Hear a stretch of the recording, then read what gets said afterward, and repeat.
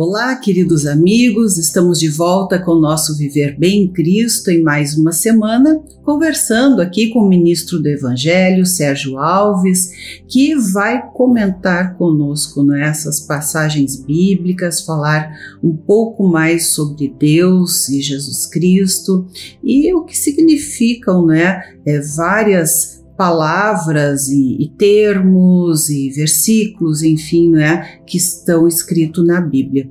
Tudo bem, pastor Sérgio? Tudo bem, uma boa noite a todos aí do estúdio, boa noite à nossa audiência. Espero assim que Deus nesta noite possa nos dar aí muita inspiração para fazer o comentário sobre as Escrituras Sagradas, que sempre quando elas são mais abertas e mais atualizadas para a nossa linguagem de hoje, facilita bastante a nossa compreensão e assimilação dos princípios divinos, que sempre, quando praticado por nós, melhora muito a nossa vida, né? Com certeza, e esta semana ainda uma pessoa comentou comigo que gostaria muito de entender as coisas que estão escritas na Bíblia, que já várias vezes tentou ler, mas não compreendeu, Então, vamos acompanhando aí o Viver Bem em Cristo, que a gente vai devagarinho, todas as semanas aqui, trazendo esta palavra, essas explicações, e fora todas as outras ferramentas, que nós temos aí. Bem, pastor, uma das coisas que se comentou também, no último dia para cá, nos 2 últimos dias, foi acerca dos sentimentos de Jesus, Porque Jesus era o Filho de Deus, mas ele se fez homem, aqui na Terra, como nós, e falando assim sobre os sentimentos que ele tinha, Que algumas pessoas referiram, na Bíblia está escrito, Jesus chorou, Jesus se irou, E aí eu decidi assim de perguntar sobre uma passagem que encontrei em Marcos no capítulo 14 dos versículos 32 ao 38, E ele fala de Jesus no Getsêmani e lendo assim, que ele ainda estava, no corpo carnal, enfim, que ele sentiu ali pavor, medo, pediu livramento até ao Pai, sentiu angústia, tristeza, talvez decepção, quem sabe, E em outras ocasiões também, com a morte de Lázaro, ou lá no templo, quando expulsou os mercadores dentro do templo, ele também se irou, mas enfim, que o senhor pudesse comentar, sobre esta figura, esse nosso Deus, que é Jesus Cristo, o Cristo Jesus, depois de ascendido. Primeiro assim, a gente tem que perceber que ele nasceu do ventre de uma mulher, de uma virgem. Então a concepção dele foi sobrenatural. Agora, ele era totalmente homem quando veio, embora sendo filho de Deus, e não carregando nenhum tipo de pecado ou natureza pecaminosa, mas ele era um homem que não havia caído no pecado. A única diferença que tem de todos nós é essa, que nós carregamos uma natureza herdada geneticamente de uma natureza caída que não é a divina. Jesus nasceu nas mesmas condições de que o primeiro casal nasceu. Nas mesmas condições. Ele não tinha pecado, não carregava uma maldição, nenhuma natureza, nenhum julgamento divino sobre ele. Mas quando transgrediram, então o pecado passou a fazer parte da vida humana. Então, quando Jesus veio, a única diferença de nós é esta, que nós estamos contaminados com a picada da serpente, que é a sua natureza maligna que entrou em nós, e Jesus não tinha essa natureza, a não ser que ele pecasse durante o percurso de seu ministério, sua missão terrena na Terra. E nós sabemos que ele foi tentado, no capítulo 4 de Mateus, ele foi tentado de todas as formas, como homem, para cair no pecado. E o Senhor não caiu no pecado jamais, em nenhum momento.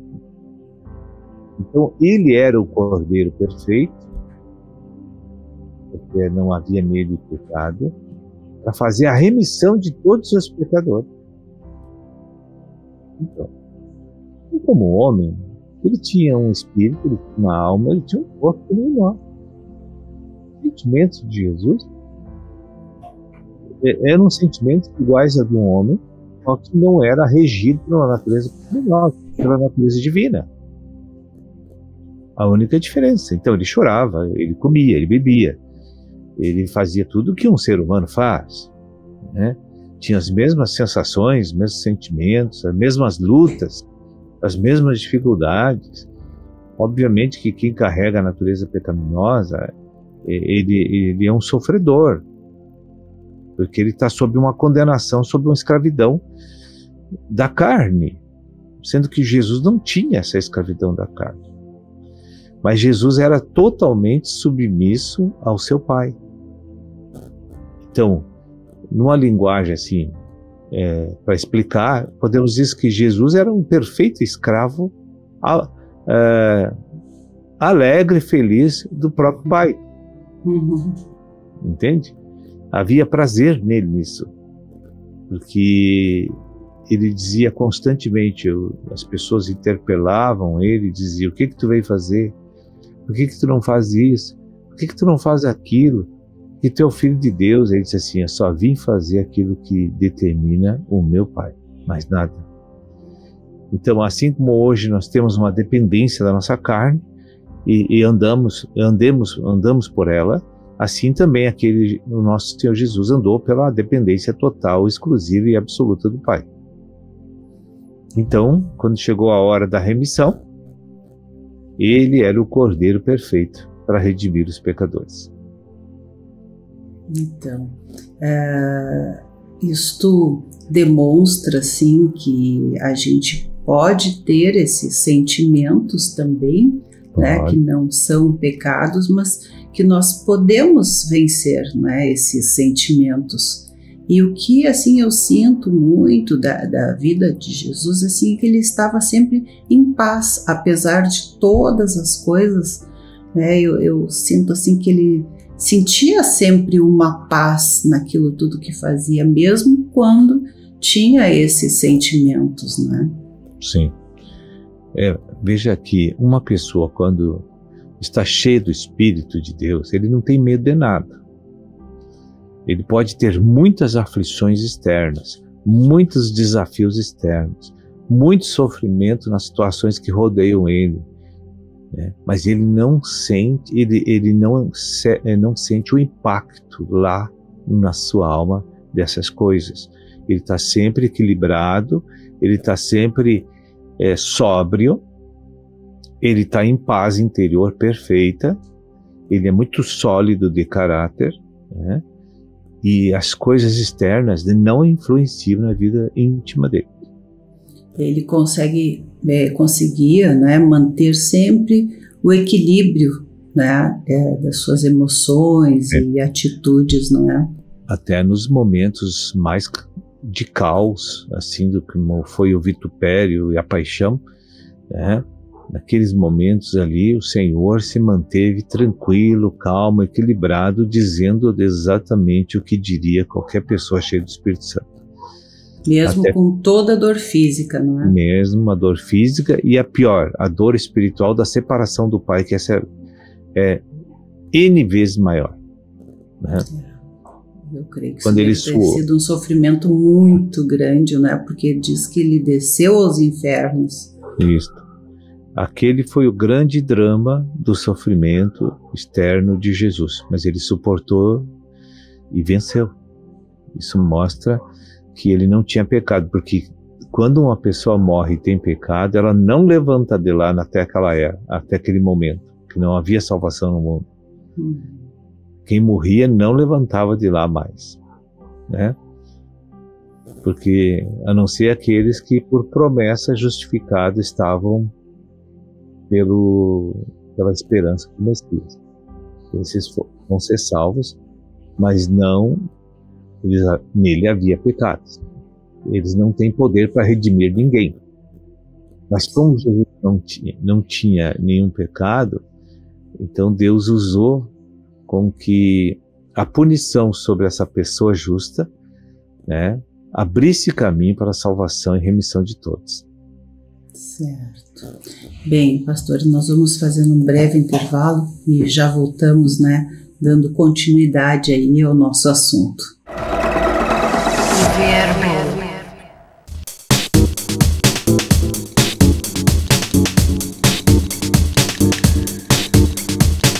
Estamos de volta e continuamos a falar um pouquinho sobre a vida de Jesus e os seus sentimentos enquanto figura humana, né?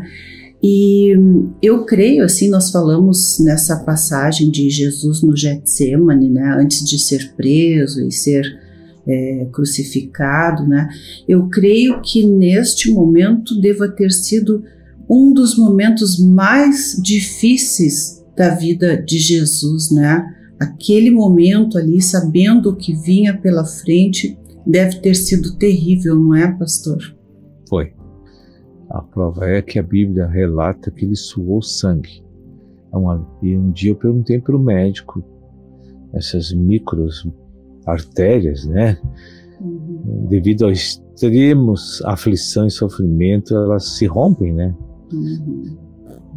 Não sei se confere isso, mas foi verdade. Mas então, no sofrimento humano, Jesus chegou a esse ponto que não é comum a gente ver nas pessoas, né? Então quer dizer que o sofrimento foi mais intenso do que qualquer um de nós já passou. E veja que ele estava sentindo ele disse, né, a minha alma está muito, muito aflita. Está tremendamente açoitada, está em aflição. E ele pediu e orou ao Pai para que, por 3 ocasiões, para que se fosse possível passar aquele cálice, né? Então veja bem, um homem da sua estrutura, sem pecado e cheio do Espírito Santo de Deus, chegou a pedir isso. Você pode imaginar o pavor que ele estava sentindo. E o pai não respondeu? Não. O pai só ficou em silêncio, porque ele já sabia do propósito para que estava vindo. E ele, na terceira oração que ele fez, ele viu que não veio resposta. E aí, então ele disse, não seja como eu quero, mas seja como tu queres. Então aí, nessa resposta de Jesus, a gente vê a sobriedade, a solidez do seu caráter e o seu compromisso com a fidelidade com seu pai. Então não havia danos psicológicos nele. E tinha um propósito maior, né? Deus tinha um propósito maior. Exato. Através disso. Então, mas chama atenção um outro detalhe nessas orações para passar o cálice, de que na vida humana, o que a pessoa tem mais pavor, medo, é da morte. Quando chega essa hora, é o extremo. É difícil. É o extremo do extremo. Vai lá nas últimas fronteiras da capacidade do ser humano suportar.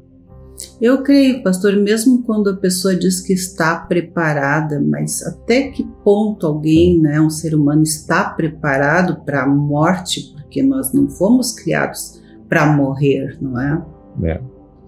Então Jesus sentiu aquele pavor, aquele momento tão difícil, que na verdade é a punição do pecado, né? E nele não havia pecado, mas mesmo assim ele passou pelos mesmos trâmites que todos nós iríamos passar, porque Deus precisava, para manifestar sua justiça em favor da reconciliação da humanidade com Deus, precisava executar esse filho desta forma. Sim. Então, o que a gente pode concluir é que ele tinha os mesmos sentimentos que nós temos. Sim.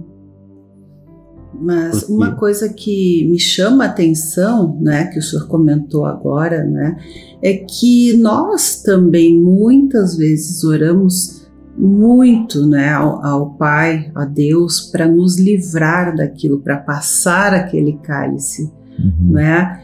E Deus não responde, a gente acaba passando. Deus não tira aquilo, a pessoa tem que passar por aquela dificuldade, por aquele sofrimento intenso, né? E muitos talvez se perguntem, mas por que Deus não faz alguma coisa? Por que Deus não resolve isso, não tira isso, não cura isso, né? Mas para Jesus também, né? Ele não respondeu e deixou Jesus passar por isso, porque havia um propósito maior no sofrimento de Jesus, né? Um benefício a toda a humanidade. E eu acho que nós também, né? O nosso sofrimento não é em vão, não é, pastor? Não. Quando nós cremos. Nosso sofrimento, ele contribui decisivamente para a gente se libertar da carne. Contribui decisivamente. Então, senão Deus não precisava deixar a gente sofrer. Senão, sofrer por sofrer. Por que a palavra cruz? A cruz agora não é aqueles pregos enormes que cravam na gente e que a gente fica espetado no madeiro. Não. Hoje, quando Jesus pronuncia seus mandamentos, eu olho para eles e vejo que para agradar a Deus praticando eles, vou sofrer. Isso é a cruz. Mas isso me descola da carne e do governo dela. E me liga ao Senhor, que é Espírito e vida. Simultaneamente, essas duas coisas ocorrem. Quando tu te descola de um lado, tu te cola no outro. Né? Então, se Deus remove o sofrimento, Deus não está te ajudando. Deus está... Outra coisa, os danos de um processo de restauração não são eternos. São momentâneos e passageiros. Né? Então, Jesus também passou pela mesma experiência. Os danos que ele sofreu foi momentâneo. Hoje ele está sentado à direita de Deus Pai na maior posição depois de Deus. Os danos que a pessoa que crê, né, tem um propósito, mas e os danos das pessoas, né, que não creem, que não têm assim um propósito, né, naquilo, deve ser pior, né, muito pior. E teve uma outra manifestação sentimental de Jesus, que foi lá quando expulsou os cambistas do templo, dos comerciantes, porque a casa de Deus é a casa de oração, e eles fizeram um shopping center dentro da casa da fala, né? Então ali havia interesses egocêntricos, humanos, carnais, e Deus tinha que purificar o templo. Né? Então aquilo tanto foi naturalmente dentro da casa de Deus, que era a edificação material, como também isso pode ser trazido para o advento da entrada do Espírito Santo para dentro do templo que somos nós, para purificar também.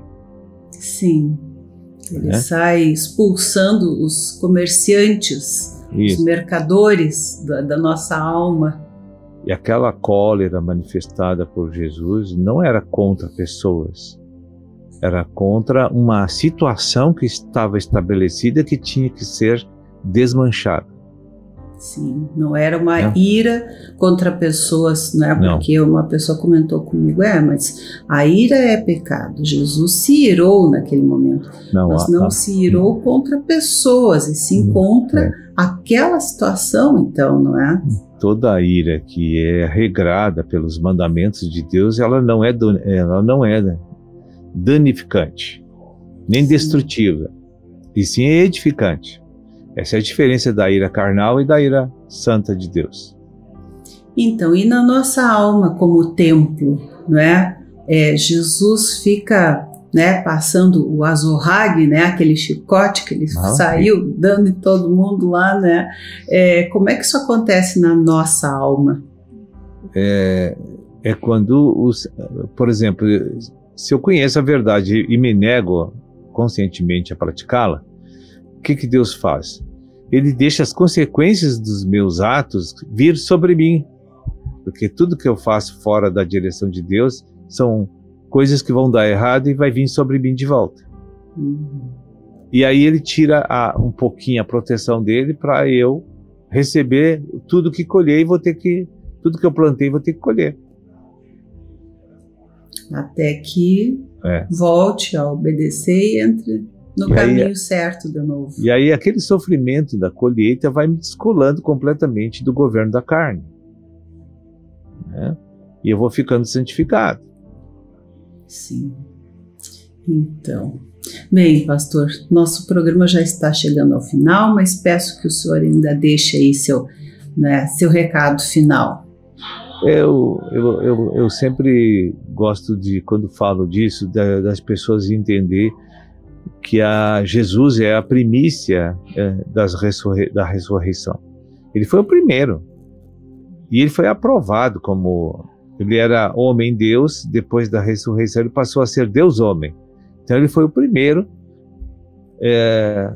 pessoa que foi reconciliada com Deus. Depois todos nós que aceitamos Jesus como nosso Senhor e Salvador, vamos estar lá com Ele.